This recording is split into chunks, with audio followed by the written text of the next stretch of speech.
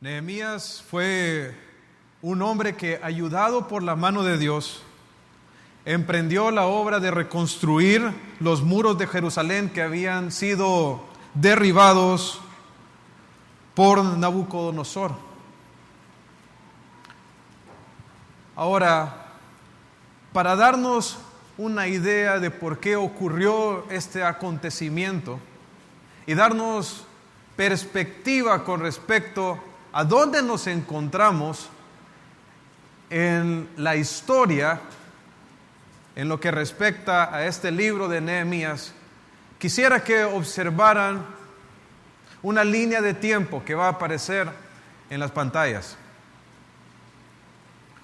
Ahí está más o menos resumido algunos años de la historia de Israel. Ahora, sin embargo, me voy a ir un poquito antes. Bueno, me voy a ir al principio. Dios creó a la primera pareja, Adán y Eva. Ellos cayeron en pecado, fueron sacados del huerto, tuvieron sus hijos, Caín, el cual mató a su hermano Abel. Luego Dios levantó otro hijo, que es Set. La humanidad se corrompió. Dios envió juicio a través del diluvio, pero salvó a Noé y a su familia. Luego de que los hombres se dispersaron, se volvieron a corromper, edificaron la torre de Babel, y luego de eso, los hombres, Dios confundió sus lenguas y los dispersó por todo el mundo. Dentro del mundo Él llama a un hombre que se llama Abraham y le hace promesas de que en él serán benditas todas las naciones de la tierra y que va a ser de él una gran nación. Abraham tiene a su hijo Isaac a Jacob, y de Jacob vienen 12 tribus, tiene 12 hijos, dentro de los cuales estaba José, que es vendido como un esclavo por sus hermanos a Egipto. José termina en Egipto, pero al final Dios lo había llevado ahí para salvar a su familia de una gran sequía que venía. Toda la familia de José, Jacob y sus hermanos, llegan a vivir en Egipto, donde crecen pero también son esclavizados, y ellos están ahí por 40 años bajo el dominio de los egipcios.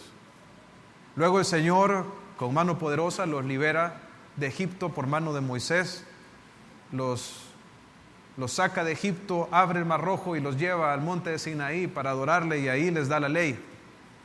Después el Señor va a llevarlos, los va a introducir en la tierra, porque él había prometido a Abraham que sus descendientes iban a heredar la tierra de Canaán. Sin embargo, esta generación fue incrédula, entonces fueron disciplinados todos los mayores de 20 años y murieron dando vueltas por 40 años en el desierto. Luego, cuando una generación que confiaba en el Señor se levantó, entonces el Señor los hizo entrar en la tierra, ¿verdad? A través, esta vez no de Moisés, sino de Josué. Entraron a la tierra fue dividida, ¿verdad? Quedaron las 12 tribus y la nación era gobernada por jueces. Dios gobernaba sobre ellos a través de jueces. Este no fue un tiempo muy bueno en lo que respecta a la condición espiritual y moral de la nación.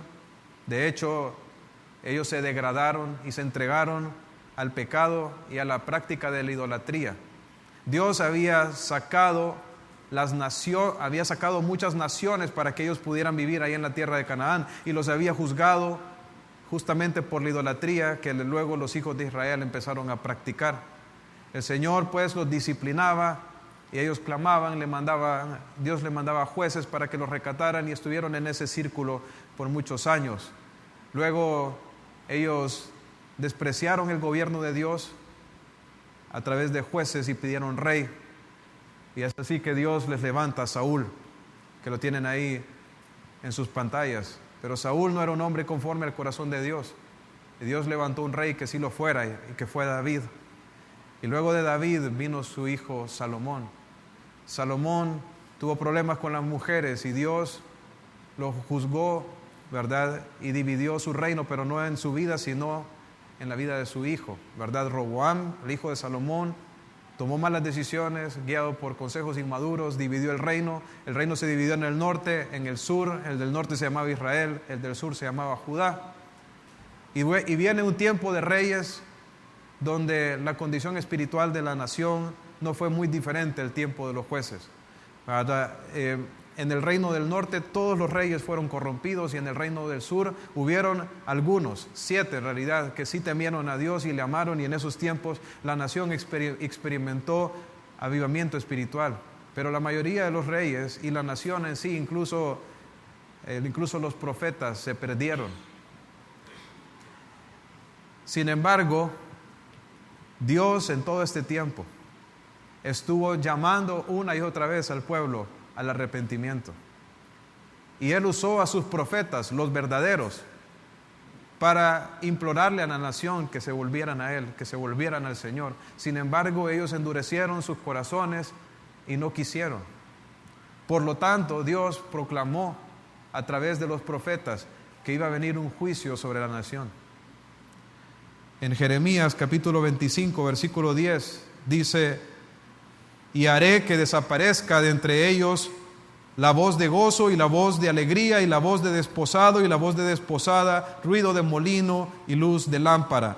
Toda esta tierra será puesta en ruinas y en espanto, y servirán estas naciones al rey de Babilonia por 70 años.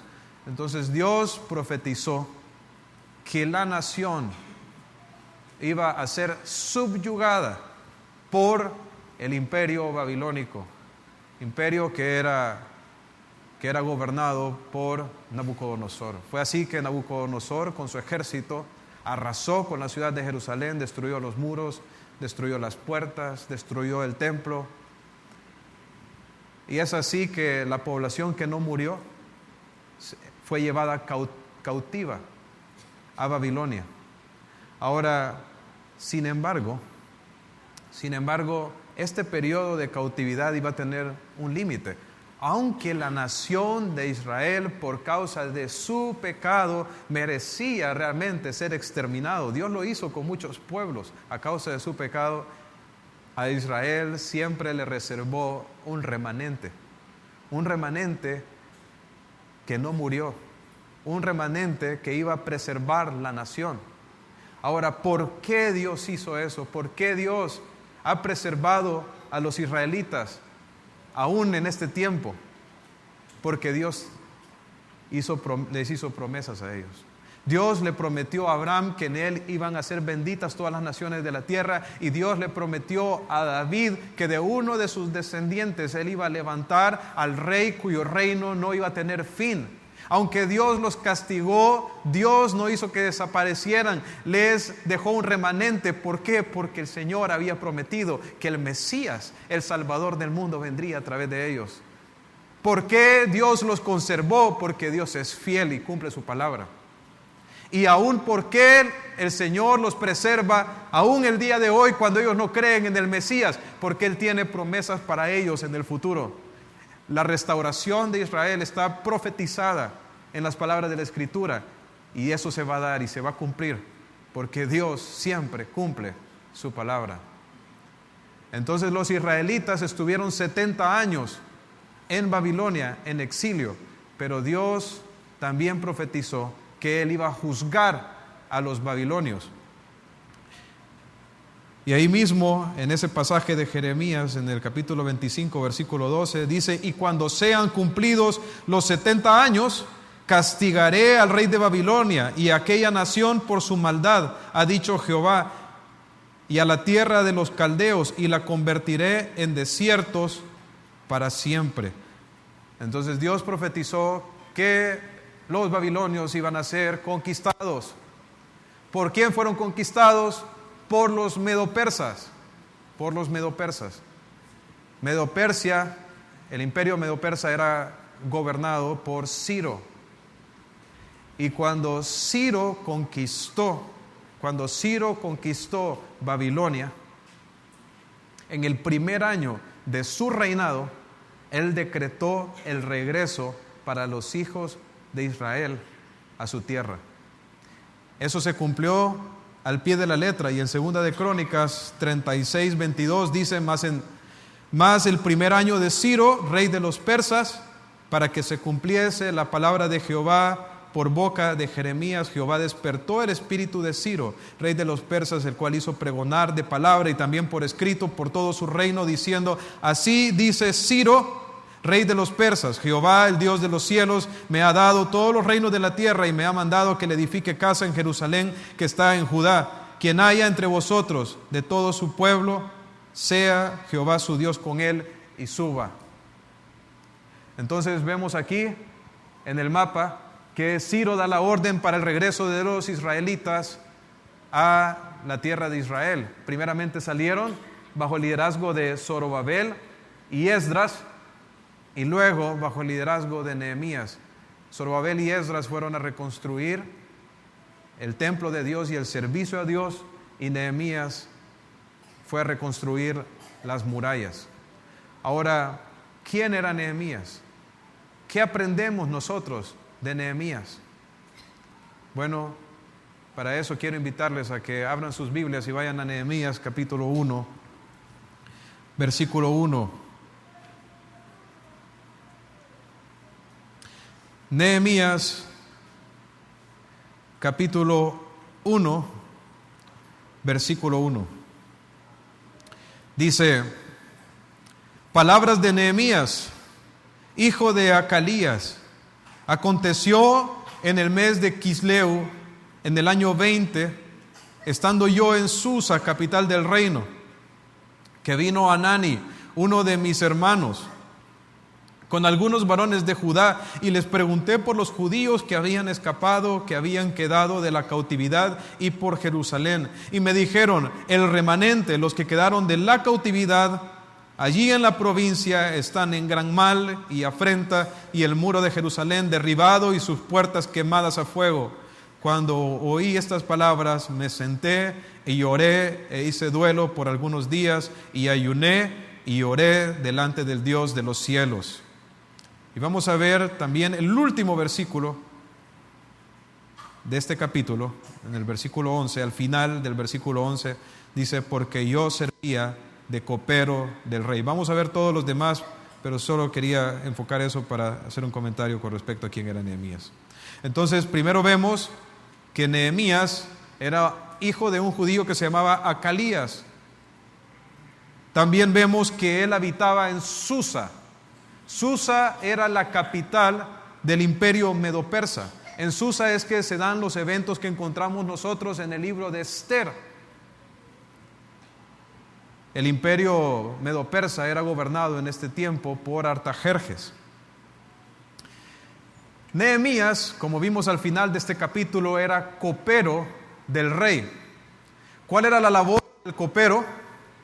Los coperos se encargaban de probar las bebidas que llegaban al rey. En aquellos tiempos, una de las formas en que los reyes eran asesinados o se atentaba contra ellos era envenenando sus bebidas. Entonces, para evitar que el rey muriera, entonces tenían coperos que lo que hacían era probar primero la bebida antes, por si estaba envenenada. Entonces, en todo caso, si lo estuviera, quien moría era el copero. Por lo tanto, los coperos arriesgaban todo el tiempo su vida en nombre del rey. Debido a esto, los coperos llegaban a ser personas de mucha confianza para los reyes y llegaban a ostentar puestos de privilegio y de comodidad, incluso las funciones como de ministros en los reinos. Este era Nehemías, un judío que trabajaba como copero al lado del hombre más poderoso de este tiempo. Ahora, el hecho de que Nehemías estuviera rodeado de comodidades y de privilegios en Susa, esto no quitó de él su interés en el pueblo de Dios y en cómo estaban ellos. De hecho, vemos aquí que en el mes de Quisleu, que es aproximadamente noviembre a diciembre en el calendario judío, En el mes de Quisleo llega uno de los hermanos de Nehemías, que es Hanani. Él viene de visitar la tierra de Israel y Nehemías lo va a buscar para preguntarle cómo está la situación, cómo están sus compatriotas, cómo están sus hermanos. Vemos en Nehemías que él tenía un interés profundo en la condición del pueblo de Dios. ¿Y esto qué nos revela con respecto a Nehemías? Nos revela que Nehemías era un hombre espiritual. Lo podemos ver ahí porque él ayuna, ora, ¿verdad? Pero es que si hay algo que una persona espiritual hace, hermanos, es que se interesa por sus hermanos. Cuando una persona ama a Dios, también ama a los hijos de Dios, ama la obra de Dios, ama al pueblo de Dios. Si nosotros somos personas espirituales, entonces deberíamos de estar interesados por el bienestar de nuestros hermanos. Y eso es lo que vemos nosotros en Nehemías. Era un hombre que amaba a Dios y porque amaba a Dios, amaba también a su pueblo. Y yo quiero hacerle una pregunta. ¿Usted se interesa por la vida de sus hermanos, los otros creyentes? Porque es fácil decir que amamos a Dios, pero ¿sabe cómo lo mostramos? ¿Cómo evidenciamos que nosotros estamos comprometidos con el Señor, que tenemos una relación con Él y que le amamos? Cuando nosotros amamos a los hermanos y nos interesamos por sus vidas. ¿Cree usted que la voluntad de Dios solo es que venga, se siente aquí, escuche un sermón y salga? Y no se relacione con ninguno de sus hermanos y no pregunte por ellos. Por supuesto que no. Nehemías tenía un interés profundo por cómo estaban sus hermanos. ¿Y cómo estaban sus hermanos? Acalías traía malas noticias. Le dijo, Acalías era su papá, Hanani le traía malas noticias.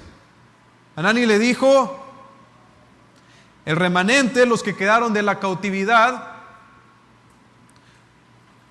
los que estaban viviendo ahí en la provincia, o sea, los judíos retornados, aquellos que habían sobrevivido al cautiverio, mire cómo dice que están en gran mal y afrenta, y el muro de Jerusalén derribado y sus puertas quemadas al fuego. Entonces dice que estaban en gran mal y en gran afrenta. Y también estaban desprotegidos. La ciudad no tenía murallas.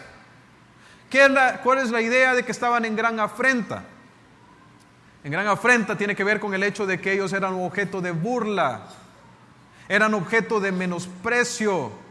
Las naciones que estaban alrededor de Israel y sus gobernantes, que eran enemigos, estaban en contra de ellos. El hecho que diga que estaban muy mal tiene que ver con el hecho de que eran víctimas de amenazas continuas y seguro que de saqueos también, porque la ciudad no tenía murallas. En este tiempo, cuando una ciudad no tenía murallas, entonces era fácil de robar, de que enemigos, ladrones entraran y la saquearan. También era propensa a que entraran animales salvajes también a la ciudad. Todas estas cosas eran los peligros a los que una ciudad desprotegida se encontraba o a los que se enfrentaba. Todo esto entorpecía, por supuesto, que la ciudad se repoblara y que se restableciera la adoración a Dios en el templo. Jerusalén, hermanos, fue la ciudad que el Señor escogió para poner su presencia. Fueron los judíos su pueblo escogido. Era a través de este pueblo que Él iba a dar a conocer su gloria. Y a través de este pueblo, Él traería al Mesías, que sería el Salvador del mundo. Era este templo, la adoración a Dios en Jerusalén, la que anunciaba de manera vívida el sacrificio que una vez haría el Señor para salvar al mundo, porque era en Jerusalén, en el templo, donde se ofrecían los sacrificios a Dios, y todos estos sacrificios eran un anuncio del Mesías. Entonces, cuando Nehemías escucha acerca de la condición en que se encuentran los israelitas y la condición en que está la ciudad, sus pobladores, Nehemías se quebranta y se duele en su corazón. Era un hombre comprometido con el Señor, comprometido con el pueblo de Dios, y era un hombre, por lo tanto, sensible, quebrantado a las necesidades del pueblo de Dios. Cuando Nehemías escucha la noticia de cómo están, él no dice, qué bueno, eso les pasa por pecadores, ¿verdad? No fue esa la actitud que él tomó. Él no tomó una actitud de crítica, no tomó una actitud de indiferencia y una actitud de menosprecio. ¿Por qué? Porque él amaba al pueblo de Dios y amaba al Señor. Yo quiero hacerle una pregunta. Cuando un hermano suyo está mal o está llevando en su vida las consecuencias de su pecado, ¿cómo responde usted? ¿Cómo respondemos nosotros cuando un hermano está mal? O cuando escuchamos que la iglesia como pueblo de Dios anda mal, que se han desviado de pronto de la palabra o que están recibiendo las consecuencias por sus pecados. Decimos, ya era tiempo que le cayera. Se lo merece. O nos dolemos, o nos quebrantamos. ¿Cree usted que en tener una actitud de crítica y de murmuración, eso muestra que hay amor en nosotros? Por supuesto que no. Cuando nosotros amamos a Dios y escuchamos que el pueblo de Dios está mal, que la situación está mal, eso nos quebranta, nos duele. Eso es lo que hace un hombre espiritual. No se goza del mal de otros, especialmente de sus hermanos, más bien se duele por ellos. Y eso es lo que vemos en Nehemías. Al escuchar el anuncio de su hermano, lo que hace Nehemías dice que se sentó y se puso a llorar. La carga emocional que sintió fue grande y profunda, al punto que se sentó, empezó a llorar. Y no solo eso, dice, hice duelo por algunos días. Duelo es lo mismo que se hace luego de un funeral. O sea, el dolor que sentía Nehemías era profundo. Estaba muy entristecido por lo que estaba pasando con la nación de Israel, con sus compatriotas. Hermanos, y así deberíamos de sentirnos nosotros cuando un hermano está mal, cuando nos damos cuenta que el pueblo de Dios no está bien. Sin embargo, Nehemías no deja que sus emociones lo sobrecojan. Siempre van a venir en nuestra vida situaciones difíciles que nos van a entristecer. Sin embargo, ¿qué vamos a hacer con estas cargas? ¿Qué vamos a hacer con este peso emocional que llega a nuestra vida por las situaciones difíciles, por los desafíos que enfrentamos? Bueno, ¿qué hizo Nehemías? Oró. Y eso es lo que ya nos llama el Señor a hacer a nosotros como creyentes. Ahí en Pedro dice que echemos toda nuestra ansiedad sobre Él porque Él tiene cuidado de nosotros. Él no permitió que sus emociones lo sobrecogieran al punto que lo desanimaran, sino que más bien el Señor había puesto ya en el corazón de Nehemías ser parte de la respuesta para mejorar la situación de sus hermanos. Y lo que él hace es que ora y busca al Señor y lleva estas cargas que él sentía al Señor. Hermanos, ¿qué hace una persona espiritual cuando vienen momentos de dificultad? Cuando escucha que las cosas no están bien, ora. Dice que él ayunó y oró. La idea de ayunar tenía que ver con un tiempo donde uno se abstenía de comer para buscar al Señor en oración, porque quiero decirle que si usted ayuna y no ora, solo está aguantando hambre. Y eso no es más espiritual que llevar una dieta. ¿verdad? Entonces el ayuno tenía la idea de ir acompañado de oración, y eso es lo que está haciendo Nehemías, clamando al Señor, buscando su presencia. Aquí vemos el carácter, el corazón de este hombre. Era un hombre que temía a Dios. Ahora bien, de aquí en adelante vamos a ver por qué oraba Nehemías. Vamos a ver principios en cuanto a cómo fue la oración que Nehemías hizo al Señor. ¿Y por qué es tan importante estudiar esta oración de Nehemías? Porque Dios la contestó, hermanos, y por eso he titulado la predicación del día de hoy, Orando con Poder. ¿Qué es orar con poder? Es cuando nosotros oramos de una manera que Dios nos escucha y lleva a cabo las cosas que nosotros le pedimos, y lleva a cabo esas cosas por las que nosotros oramos.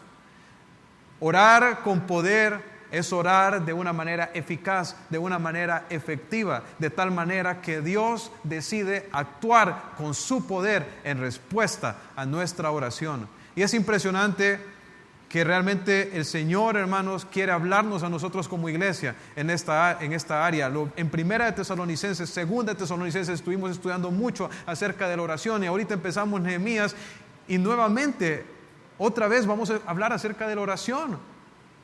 ¿Y qué es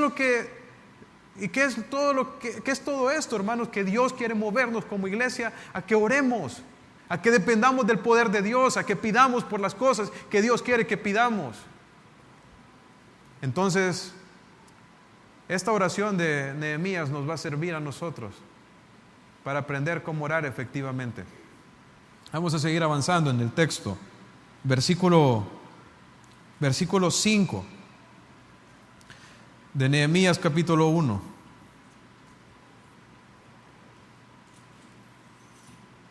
Y dije: te ruego, oh Jehová, Dios de los cielos, fuerte, grande y temible, que guarda el pacto y la misericordia a los que le aman y guardan sus mandamientos. Y vamos a dejarlo ahí por el momento. ¿Cómo comenzó Nehemías su oración?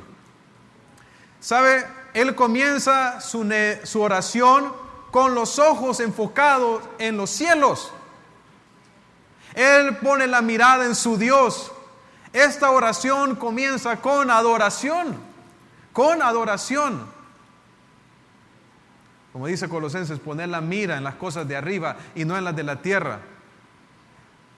La circunstancia es difícil, el desafío es grande, pero Él no pone los ojos en el desafío, Él pone los ojos en su Dios. Cuando nosotros nos enfocamos en los desafíos, en las dificultades, entonces ellas tienden a hacerse grandes y a sobrecogernos. Pero cuando nosotros ponemos nuestra mirada en nuestro Dios, se hacen pequeños, porque delante de Dios cualquier petición que nosotros hagamos, hermanos, es minúscula. Él es el Dios de los cielos, dice Nehemías. ¿Qué significa Dios de los cielos? Que Él es el creador. Él de la nada hizo todo. ¿Se imaginan el poder de nuestro Dios, que con el poder de su palabra hizo toda la complejidad que nosotros vemos a nuestro alrededor? Él es el Dios de los cielos. ¿Qué más dice? Fuerte. Y esto alude al hecho de que Dios es todopoderoso. Nosotros los seres humanos somos débiles, somos frágiles. No estamos en control, aunque creamos que lo tenemos. Pero Dios es todopoderoso. Y las cosas que son imposibles para el hombre son posibles para Dios. Pero ¿qué más? Dice grande. Grande. Cuando Salomón estaba dedicando el templo en Jerusalén, ¿sabe qué dijo él? Le dijo a Dios: los cielos de los cielos no te pueden contener. Dígame, hermano, ¿qué telescopio que ha inventado el hombre ha logrado visualizar las fronteras de este universo en el que vivimos? ¿Qué tan grande es este universo? Pues hasta ahorita no se le ha visto el fin. Nuestro Dios es más grande que este universo. Como dijo un comentarista bíblico, el Señor puede echarse todo este universo en su bolsillo. Nuestro Dios es grande y es todopoderoso. ¿Qué más? Temible. ¿Qué significa esto de temible?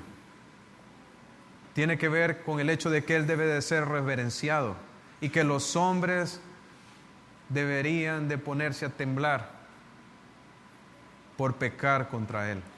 Esa es la idea del temor de Dios. El principio de la sabiduría es el temor de Jehová. ¿Por qué Israel había caído en cautividad? ¿Por qué su ciudad había sido destruida? ¿Por qué estaban en la situación en que estaban? ¿Por qué? Por su pecado, y Dios lo había juzgado. Dios no pasa por alto el pecado.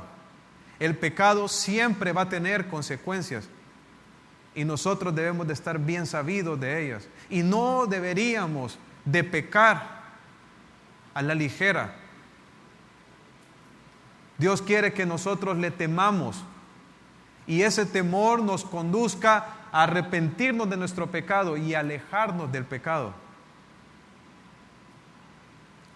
Muchas personas hoy en día, muchas veces nosotros, hacemos cosas que deshonran a Dios y no le damos mucha mente a eso, como que va a pasar desapercibido del Dios de los cielos, pero no es así. El Señor es temible, pero también el Señor es fiel. Dice que Él guarda el pacto. Dios había hecho una promesa a los hijos de Israel, que Él los haría regresar, y Dios es fiel a sus promesas. Él siempre cumple. Y Nehemías sabía eso. Pero no solo eso, él alude también a la misericordia de Dios. Dice, la misericordia a los que te aman y guardan sus mandamientos. Cuando una persona se arrepiente, se rinde al Señor y decide obedecerle, Dios le extiende su misericordia. Hermanos, ninguno de nosotros merece las bendiciones de Dios. Pero cuando nosotros nos arrepentimos de nuestros pecados y decidimos vivir para Él, Él nos extiende su misericordia. Este es nuestro Dios. Y así empieza su oración Nehemías, poniendo la mirada en su Dios y adorando a su Dios. Ahora, ¿qué más vemos en la oración de Nehemías? Versículo 6, versículo 7. Dice, esté ahora atento tu oído y abierto tus ojos para oír la oración de tu siervo, que hago ahora delante de ti noche y día, por los hijos de Israel tus siervos, y confieso los pecados de los hijos de Israel que hemos cometido contra ti. Sí, yo y la casa de mi padre hemos pecado. En extremo nos hemos corrompido contra ti y no hemos guardado los mandamientos, estatutos y preceptos que diste a Moisés tu siervo. Noten esta sección cómo se expresa Nehemías y cómo viene expresándose desde el inicio. Él viene expresándose con ruegos y aquí dice, esté atento tu oído y abiertos tus ojos a la oración de tu siervo. Esto es como escuchar al apóstol Pablo orando. ¿Cómo se miraba Nehemías? Como un esclavo, como un siervo. Él no estaba aquí exigiéndole a Dios. Él estaba aquí rogando a Dios. ¿Por qué? Porque él estaba bien ubicado y entendía quién era el jefe, quién era el Señor y quién era Él. El Señor es Dios y el siervo era Él. Los siervos somos nosotros. Tenemos que tener cuidado que cuando nosotros oramos, no oramos con orgullo, pensando que la oración es para que Dios haga lo que yo quiero. Por eso, hermanos, nosotros no exigimos, nosotros clamamos, nosotros no decretamos, nosotros rogamos. La oración debe de hacerse en humildad, reconociendo que nosotros somos siervos de Dios y que estamos para cumplir lo que Él quiere. Pero ¿cómo oraba Nehemías? Además de expresar que era siervo, dice que oraba delante del Señor de día y de noche. ¿Cómo era la oración de Nehemías? Era constante. Es el mismo principio que vimos en 1 Tesalonicenses 5:17. Orad sin cesar. ¿Verdad? La oración de Nehemías era una oración constante. Todo el tiempo él estaba presentándose delante de su Dios para orar. Debemos hacer lo mismo nosotros. Pero ¿por quién oraba? Dice, por los hijos de Israel, tus siervos. Entonces, ¿qué contenía la oración de Nehemías? Intercesión por sus hermanos. Él no estaba velando únicamente por sus propias necesidades. Él estaba velando por las necesidades de los demás. Y en nuestra oración nosotros debemos de orar por otros. Debemos de interceder por nuestros hermanos. Debemos de interceder por nuestra nación. La intercesión es importante en nuestra oración. Revela que no estamos enfocados en nosotros mismos, sino que estamos velando por lo de los demás, y eso es algo que agrada al Señor. Pero ¿qué más había en la oración de Nehemías? Dice al final del versículo 6, y confieso los pecados de los hijos de Israel hemos cometido contra ti. ¿Sabe qué hay en la oración de Nehemías? Confesión. ¿Confesión de qué? Confesión de pecados. Confesión de pecados. ¿Qué es eso de confesar pecados? Tiene que ver con el hecho de que nosotros reconocemos que hemos ofendido al Señor. Nehemías sabía que todas estas cosas que le habían acontecido a la nación, que estaban como estaban por causa de sus pecados. Él entendía cuál era el principal problema de la nación de Israel. El mayor problema no habían sido estos pueblos extranjeros que habían venido a arrasarlos y a llevárselos en cautiverio. El mayor problema de los israelitas siempre fue su pecado. Fue por su corazón duro y no arrepentido que fueron llevados cautivos y que la disciplina del Señor vino una y otra vez sobre sus vidas. Y quiero decirles que no solo es el pecado el principal problema de aquella generación, ese es el principal problema de nuestra generación, de nuestras vidas.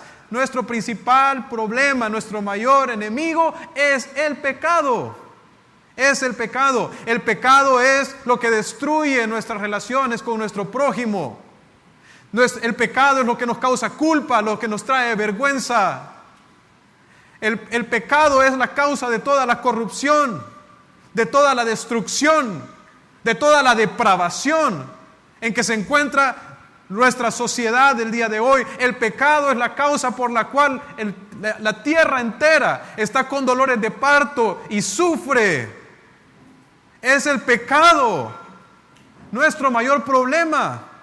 Y entonces, si nuestro pecado es el mayor problema, entonces, ¿qué es lo que más necesitamos nosotros entonces? ¿Cuál es la solución? Perdón, misericordia, eso es lo que más necesitamos. ¿Y cuál es el medio que Dios ha determinado para otorgarnos perdón de nuestros pecados?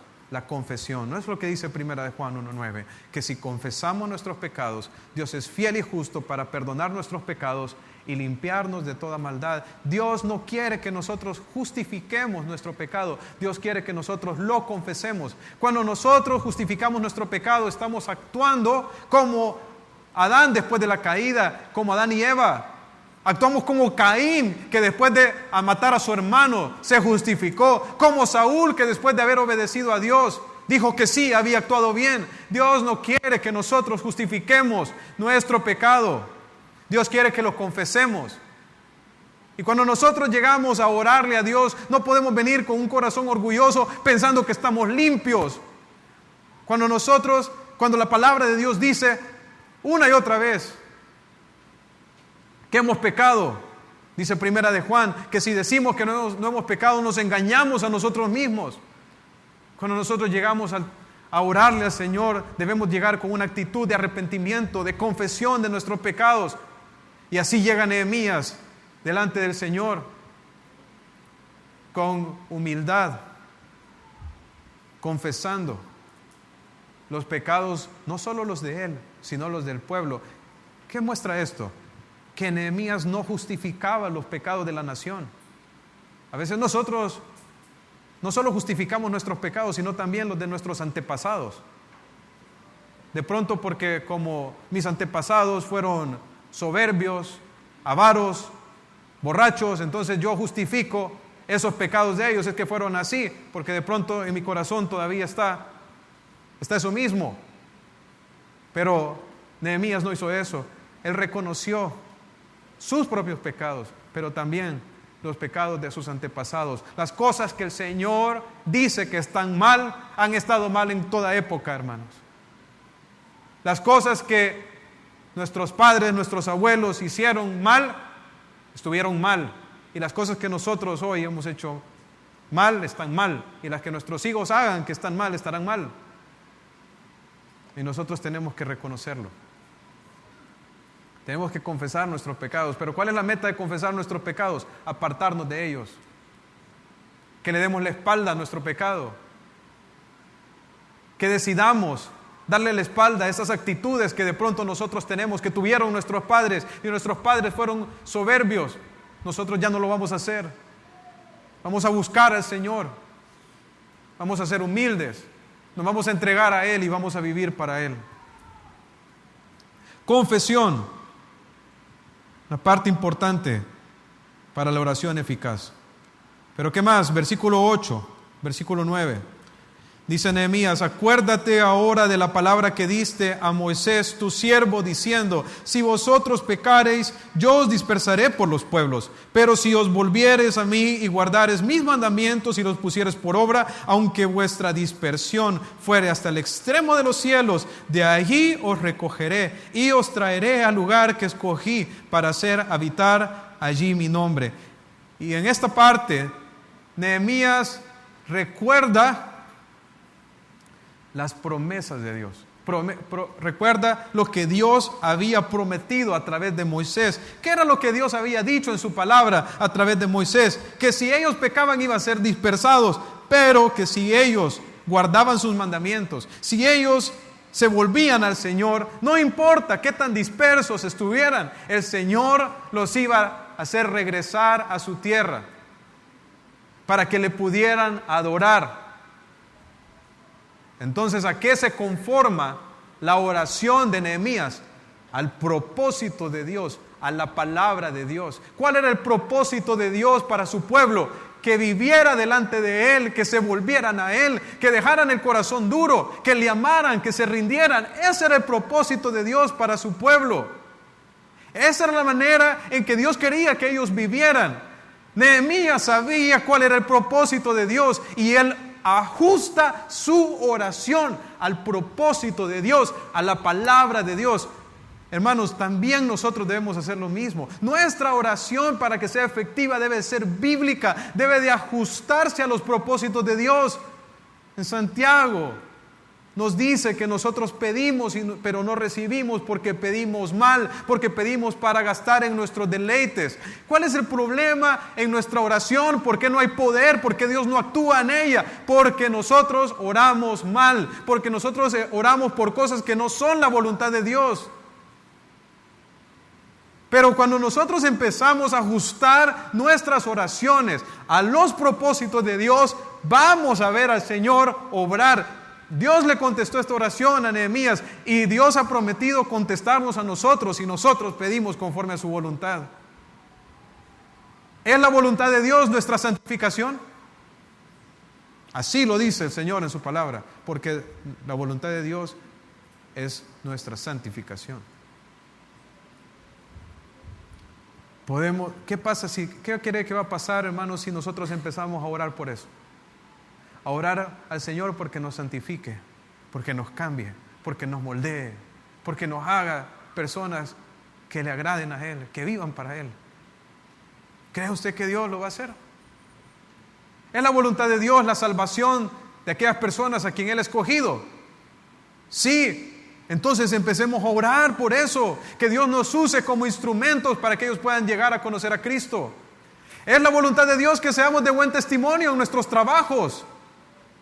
que trabajemos con diligencia, con integridad. Sí, entonces oremos por eso. Señor, ayúdame a hacer de buen testimonio donde sea que voy, a hacer tu obra.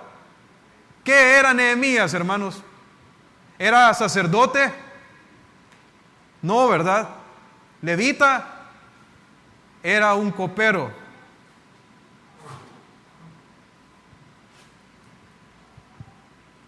¿Sabe? Y desde ahí, de la posición de Nehemías, como un copero, Dios lo usó para su obra.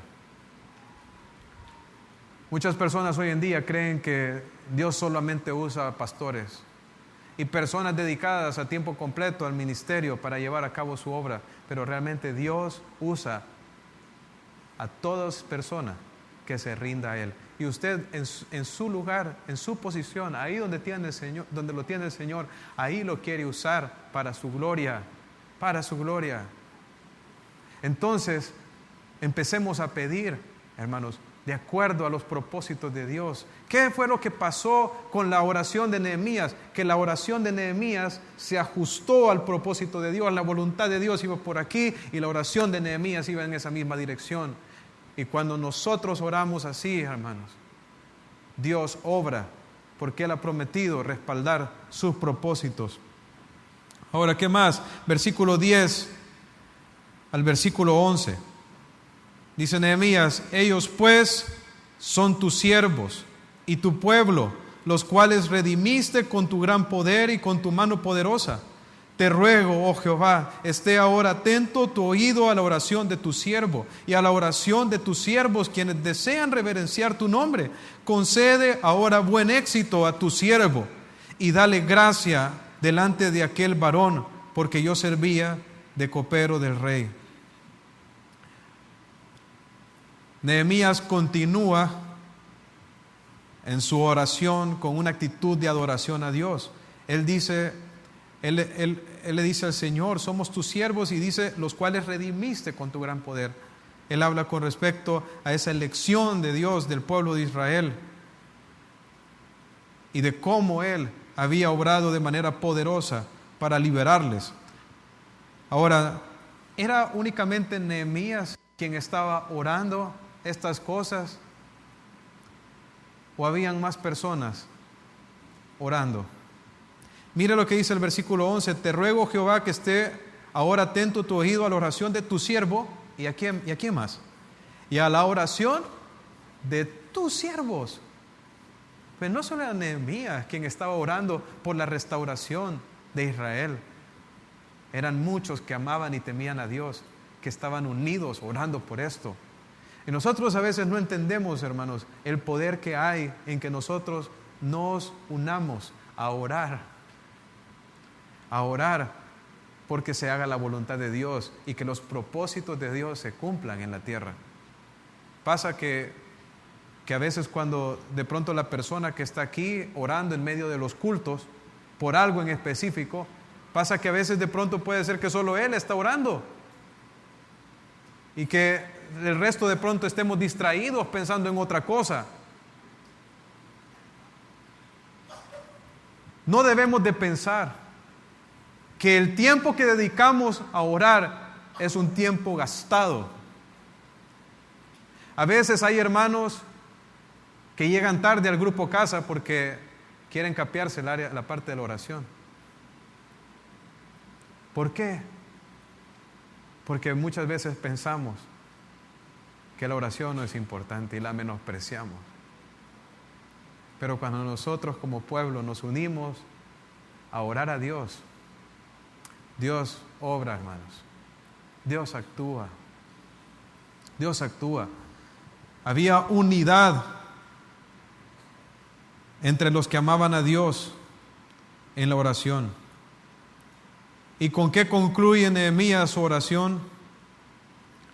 Dice: concede ahora buen éxito a tu siervo y dale gracia delante de aquel varón. ¿Quién es este varón? Es Artajerjes. Él está pidiendo para que tenga éxito en lo que va a pedirle Artajerjes. ¿Qué es lo que Nehemías le va a pedir, hermanos? Lo vamos a ver en el capítulo 2 la próxima semana. Pero créame que lo que le iba a pedir era una petición bien grande. Sin embargo, él sabía que el propósito de Dios era que su pueblo regresara y que la ciudad de Jerusalén y la adoración a Dios ahí se restaurara. Y seguro, convencido de los propósitos de Dios, él le pide al Señor que le abra puertas con Artajerjes. Hermanos, no importa qué tan grande se vea el desafío en la obra de Dios. Dios es capaz de abrir las puertas. Y lo que Dios quiera hacer a través de su vida, de nuestra vida y de nosotros como iglesia, si es su voluntad y nosotros oramos porque el Señor nos abra puertas y nos dé éxito, Él lo va a hacer. Él lo va a hacer. Y quiero decirles que lo hemos visto ya. Y estoy convencido que lo vamos a ver también. ¿Sabe para qué podemos pedir éxito nosotros? No para que se cumplan mis sueños, pero para que se cumplan los sueños de Dios, los anhelos de Dios, su voluntad. Porque eso es lo que Él ha prometido bendecir.